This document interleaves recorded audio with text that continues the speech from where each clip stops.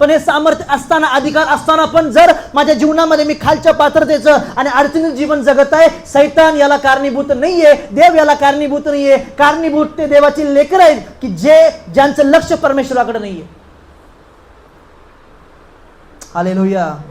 घरामध्ये असताना किती वेळा आपण बायबलच्या वचनावर बोलतो. Hallelujah, hallelujah. घरामध्ये किती असताना आपण या गोष्टी बोलतोय की हे मी करू शकतोय, परमेश्वर माझ्याकडे ताकद दिलाय. घरामध्ये किती असताना मी देवाच्या वचनावर माझ्या लेकरांशी, माझ्या पत्नीशी, माझ्या पतीशी, माझ्या घरातल्या लोकांशी बोलतोय. नाही ना, माझं लक्ष परमेश्वराकडं. माझं लक्ष कुणाकडे? माझ्या समोरच्या आलेल्या एक्झामकडं, माझं लक्ष माझ्या नवऱ्याकडं, माझं लक्ष माझ्या बायकोकडं, माझं लक्ष माझ्या लेकराकडं, माझं लक्ष मला माझा महिन्याचा हप्ता फेडायचा तिकडे आहे.